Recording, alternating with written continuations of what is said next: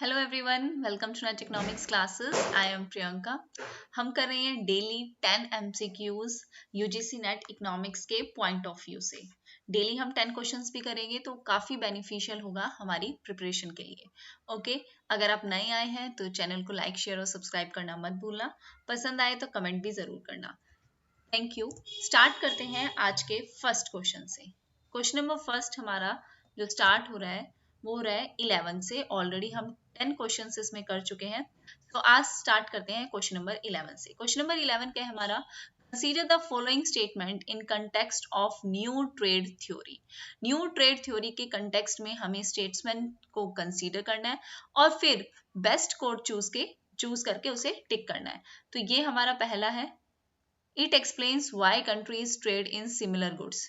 New trade theory हमें क्या explain करती है कि कंट्रीज सिमिलर गुड्स में ट्रेड क्यों करती है। Next, it assumes free trade. ये फ्री ट्रेड के बारे में बताती है कि हमारे यहाँ फ्री ट्रेड हो रहा है न्यू ट्रेड थ्योरी के अकॉर्डिंग।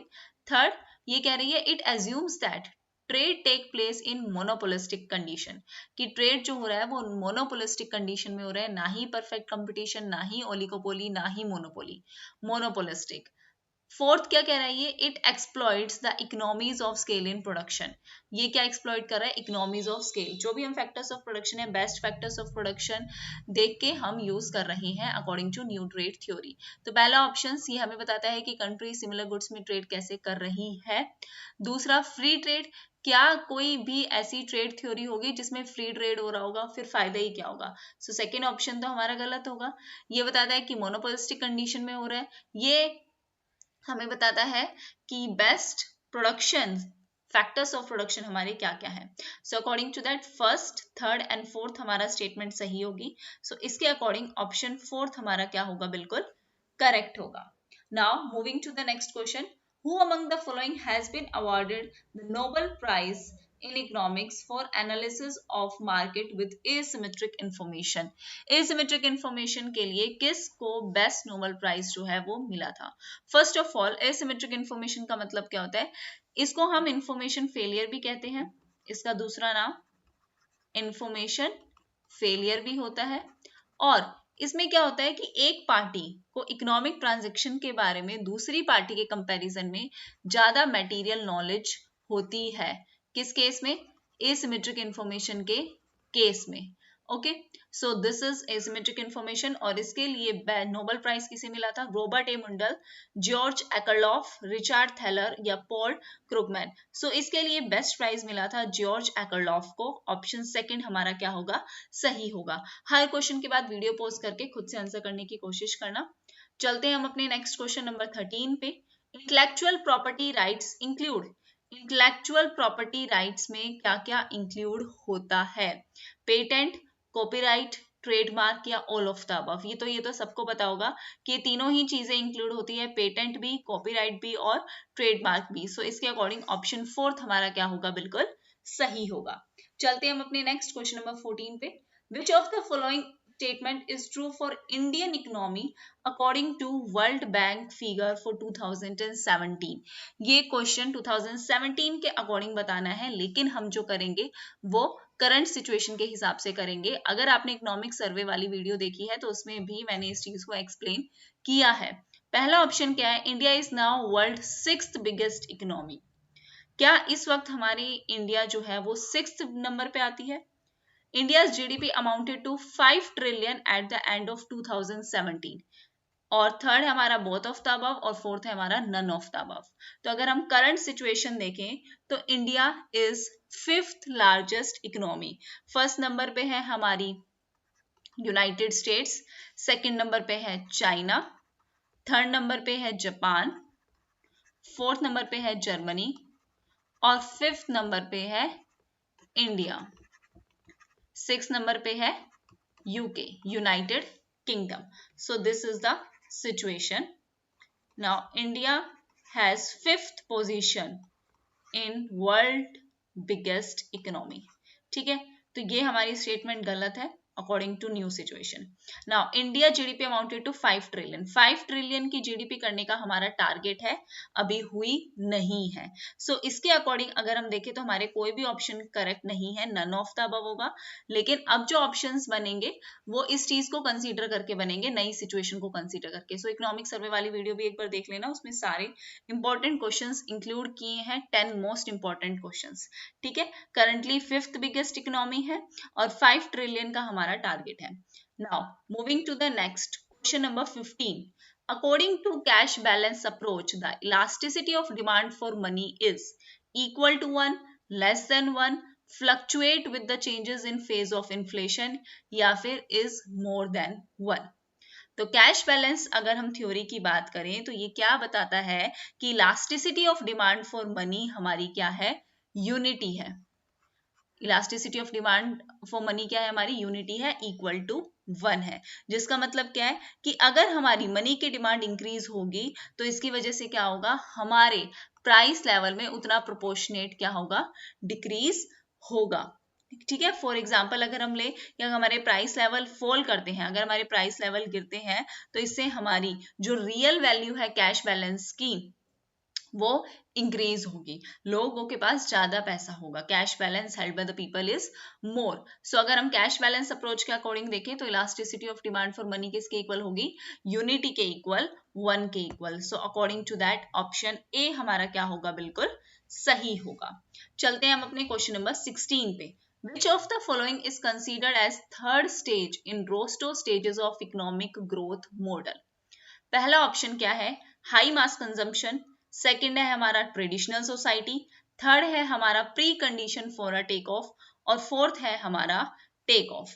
तो अगर हम रोस्टो की बात करें तो रोस्टो ने स्टेजेस दी थी फॉर द इकोनॉमिक ग्रोथ, और कौन से ईयर में दी थी, इन द ईयर 1960. ये मैं साथ साथ इसलिए बताती हूँ क्योंकि क्रोनोलॉजिकल ऑर्डर में भी आ जाता है इकोनॉमिक ग्रोथ को अरेंज करो. तो 1960 में दी थी, जिनमें उन्होंने 5 स्टेप्स जो है वो प्रेजेंट किए थे. पहला उन्होंने बोला था ट्रेडिशनल सोसाइटी, तो ट्रेडिशनल सोसाइटी आएगा फर्स्ट नंबर पे. सेकंड उन्होंने बोला था pre condition for take off, तो वो आ जाएगा हमारा सेकंड नंबर पे. थर्ड में उन्होंने बोला था टेक ऑफ. फोर्थ उन्होंने बोला था ड्राइव टू मेच्योरिटी, कि वो मेच्योरिटी की तरफ बढ़ेगा, drive to maturity, this is fourth. और फिफ्थ था age of high mass consumption. ठीक है, ये थी हमारी रोस्टो की स्टेजेस इकोनॉमिक ग्रोथ की. ये क्वेश्चन पहले भी जुलाई 2018 में आया है, जो मैंने करवा दिया है ऑलरेडी, और उसमें इन स्टेजेस को क्रोनोलॉजिकल ऑर्डर में अरेंज करना था. ठीक है, सो फर्स्ट पे है हमारी ट्रेडिशनल सोसाइटी, सेकंड पे प्री कंडीशंस क्या है टेक ऑफ की, फिर टेक ऑफ, फिर मेच्योरिटी और फिर high mass consumption. Okay, so this is the order. But according to that हमसे थर्ड स्टेज पूछी है, तो थर्ड स्टेज है हमारी pre condition, sorry take off.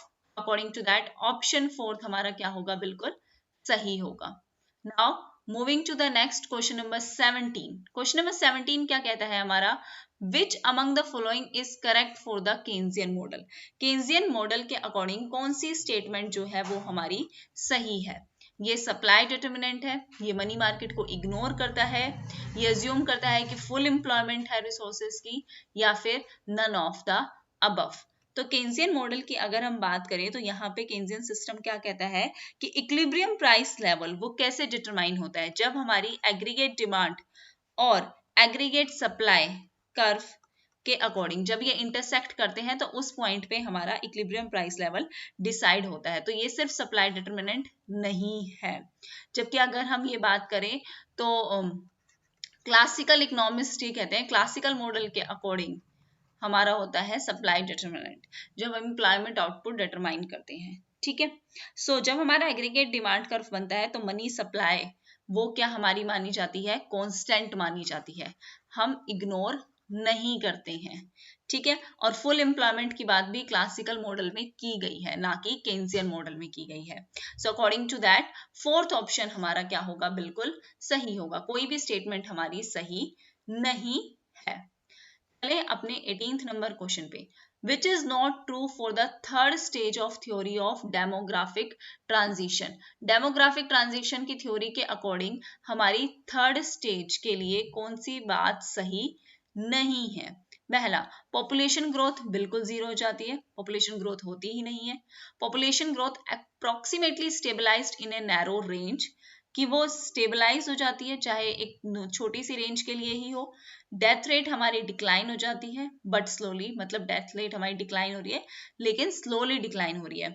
और फोर्थ, हमारी बर्थ रेट फास्टर डिक्लाइन होती है। ये बात की गई है डेमोग्राफिक ट्रांजिशन की थर्ड स्टेज के बारे में। ये भी क्वेश्चन मैंने पहले करवा रखा है, वो भी डायग्राम के साथ, ठीक है। इसलिए सारे प्रीवियस ईयर देखा करो, उससे आपके बेसिक्स भी कंप्लीट होंगे और आपको नए नए क्वेश्चंस भी मिलेंगे। तो अगर हम डेमोग्राफिक ट्रांजिशन की मॉडल की अगर थर्ड स्टेज की बात करें तो वो क्या कहता है कि हमारी डेथ रेट लो होती है, ठीक है, और हमारी बर्थ रेट डिक्लाइन होती है, हमारी बर्थ रेट भी डिक्लाइन होती है। और उसके अकॉर्डिंगली ये हमारी इकोनॉमिक कंडीशन को क्या करती है? इंप्रूव करती है। दूसरा, वुमेन्स के स्टेटस को भी एनहेंस करती है, उसको इंप्रूव करती है। और अगर हम इसकी बात करें तो पॉपुलेशन हमारी यहाँ पे स्टेबिलिटी की तरफ जाती है through a decline in birth rate, ठीक है। हमारी बर्थ रेट डिक्लाइन होती है, हमारी डेथ रेट भी हमारी लो होती है, डिमिनिश होती है, और हमारी पॉपुलेशन स्टेबिलिटी की तरफ जाती है। तो कौन सी बात सही नहीं है? Population growth become zero. ऐसा तो नहीं है कि बिल्कुल ही ग्रोथ नहीं हो रही है, ग्रोथ तो कहीं ना कहीं हो रही है लेकिन उस लेवल पे हमारी नहीं हो रही है, लो हो रही है, पर ऐसा नहीं है कि बिल्कुल ही जीरो हो गई है। So which is not true. According to that option 1 हमारा क्या होगा? बिल्कुल सही होगा। Answer number 1 is correct. Now moving to the next question number 19, devaluation will be more effective when. इस केस में हमारा डिवैल्यूएशन ज्यादा इफेक्टिव होगा।